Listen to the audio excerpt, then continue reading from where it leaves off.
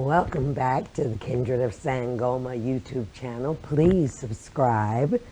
And so as we're able to land here in the House of Earth production studio, we certainly hope to update you a little bit more on Kindred of Sangoma movements, evolutions into seasons such as this. You notice I have notes this time because that's the kind of season that we're in. This has just been so power-packed that we wanted to take just a few minutes to try to condense and just maybe step right over into February and not go any further, because we need to sink deep in. We need to do a deep dive a little bit into what are we doing down here in terms of our sacred activism, our steadying ourselves, what are our core routines, where are we planting our feet down, and most of all, what is our truth?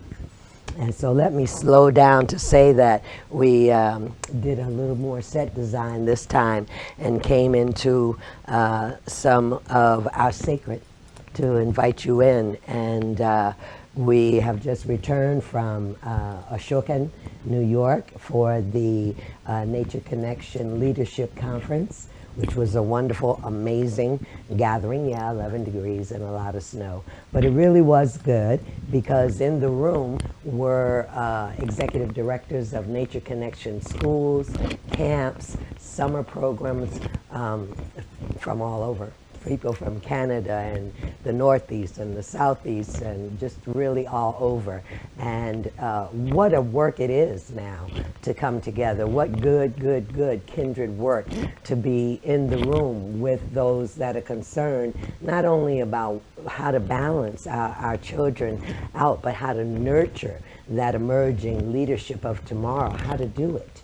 Because we have a lot of different pieces in the equation that all of us in the room in these roles of leadership, very wide range of eras of time that have, while we've gone through the deepest of experiences between race and culture and harmony between peoples, we have not yet hit where we are now. Here we are now with power and privilege and the dismantling of white supremacist culture and these types of things that, should we leave those off of what we are trying to awaken in our children and nature? No, absolutely not.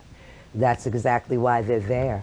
And all of the fun games and the activities and the survival skills, earth skills, really good. But the human skills, the skills that begin to reweave who we are in our humanity. So it was very, very, very powerful, and we encourage you to keep up with us on the Classroom Collective and on our website into the various programs that we will be doing in many different places. And so we're going to step kind of quick through, you know, that here at the end of January, it came and went, didn't it? You know, we're waxing to a full moon in Leo now as we go into Candlemas and the beginning of the light returning at the beginning of February. We're going into Black History Month, or African History Month as some of us call it. And you know, a short month, and you know, what can you say about the government and the politics and the darkness and the deception? Not much to say, but do you know what your truth is? Do you know what roller coaster of truth you're riding, navigating, steering? Because if you don't, then you'll be swept to and fro by other people's narratives. And so first up, next week, we don't get much of a break, we're headed into Florida Earth Skills. Just a champion gathering. Last year we moved. Location-wise, we were a little bit more in the Gainesville area, and now we're in O'Brien, which is very nice. Always our cook, Rich, and Alice. This is Rich's people's land. Don't you love a land when you turn in and you go past their family cemetery and you know to pay your respect immediately? A certain way of being comes in. So we're looking forward to it, and you know, some of the main components. If you say, well, what do y'all do at those earth skills? Do you just tan hides? What are you doing? Sharpening knives? What are you doing? We're doing all that, that's for sure. But more importantly, like this group of young people in the, I think this is their 9th year, they cook in the earth. They are an impressive group of young people, because some of these venues you go to and they have a basic primitive camp kitchen. These people dig the holes right out. They get their collection of wood, and it don't matter if it's raining. They can serve all their meals on time. Very impressive. Very impressive. Because you never know when the power's going out, do you? And you never know when you might have to cook a whole meal outside over a fire. So those types of things. Again, the human dynamics of, power and authority. It makes me think back to last year's gathering when, some people were thinking the men in uniforms with guns that now patrol and come all through our event, which is pretty new. We haven't been having events like that, is one way. And then other people say, no, we have security and staff here in they have t-shirts on.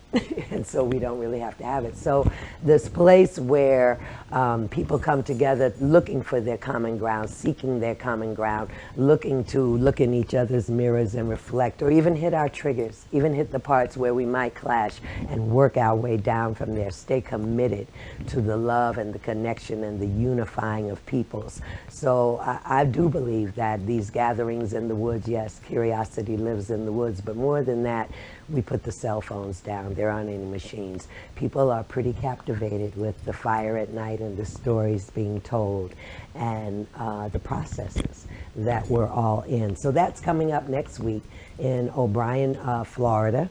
And then following that, we will land back in Oyotunji African Village. We're pretty excited to be in our 50th year, established in the low country of South Carolina. Oyotunji celebrates 14 festivals a year normally, and has for the last 50 years, and this year would be quite amazing. And what we're looking at most, what do you see after 50 years of history? Yes, a lot of ancestors, a lot of people who were right there on the front lines with you that now are just the ancestors holding you up. But then we also see our children and their children and what they know about culture and what they know about the ways in which they are growing compared to the influences that are all around them. They know a certain reverence and a certain code of conduct. We were talking about earlier how one carries oneself and conducts themselves. So we're putting a real good cry out to the family of the House of Adefumi to show up and pay their respects for an amazing legacy. Where else then would you find an African state of mind and a visionary person such as His Royal Highness Aba Adefumi I, born in Black Bottom, Detroit, Michigan, that would then reclaim an entire culture of a people, that would take them back to the healing balm before they were someone else's slave. And so if for nothing else, that I say all the time, you have the privilege, actually, of being exactly who you are in your Wakanda state of mind, when I can remember as a little girl that would be forbidden in most circles. You needed to have your hair straightened and your tie or suit or whatever on so that you looked like you blended in. Only your skin was dark and that you were the proper Negro and knew your place.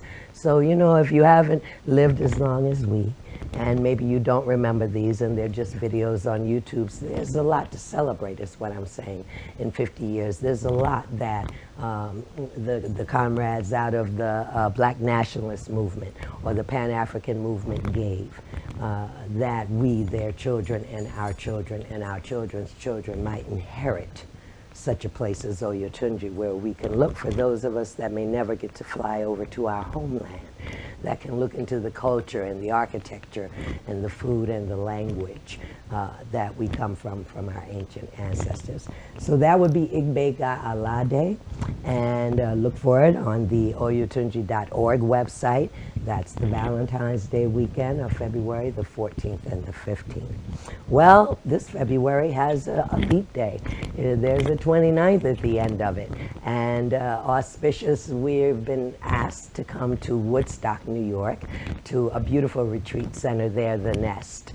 and it's the Woodstock Wisdomkeepers Weekend Retreat, and there's a lot of information moving about all of social media on it. But we wanted to say just a little bit about what it means, because, you know, to come in and commit to it, we're past the entertainment stage. We are past, you know, if we were just going to have a weekend-long slumber party, we would tell you. This is really about deep work into the soul's evolution, so that we can separate those fears that we have been walking in, the false evidence of things only appearing as real, and move over into what do we know for sure, and where are the places of the unknown that we're not afraid to tread. We look at it as an adventure, something we are going to explore. These bridges have to be built. It's just not okay to pass a bad bill of goods, as my godfather would say, down to our children. We didn't have a bad bill of goods passed down to us. Yes, we may have had conflicts and still in the resolutions of a lot of ancestral healing that has to come together. You know what I mean? They opened the jails in England, and then there was the massacre of the red people, and then there was the slavery of the black people, and now we have the immigration issues of the brown people. And so we have to come together and have those hard conversations, and the good report is that we have been doing it. And we find that when we do wake up with the birds and the songs and the tents in the woods, that we seem to be more civilized. We seem to come together in a way that is not competitive, and that does not hold the particular hostilities that we see out here in this election year. So it's reaffirming our power to be lighthouses. What does that mean? We were talking a little bit earlier about another event later on in the year, GreenSong, and that there are people that are still just paying good money, because they need a break and they want to go in the woods and maybe barbecue and hear some good bands and take some workshops and things like that. And then there's another group of people that, you know, the way I hear it when people come to me for different counseling and things, I don't know why, but people always seem to come to me with their problems. Like I can kind of help them out of it. That's the light. That's the light that other people may see within us. And we need to know what the tools are, because it's heavy. And there's a lot out here to dim our lights. And so when we find that we can come in together and commune right there around a sacred fire and recharge that light within, our lighthouses can move up to stadium level. And we need stadium level right now. So, you know, that's a brief little look at February. As we said, we're going to try to stay in better touch with us. Your part is to subscribe and tell friends that are wanting to know, well, where's Sangoma? I heard, yeah, And so you can catch up with all of those parts, like our calendar on either the website or the Classroom Collective, and be in touch. You know, invest in your soul's health. Just the same way we take care of everything else, don't we? We take care of the cell phones and the cars and all those things around us. And so it's a time where we have to really have some good self-care and really look deeper into ourselves, make the adjustments, the recalibration. We contend, we're going to leave you with this, that nature is our church. And in nature we can resolve the toughest things. The toughest things. So till next time, be well, peace and love.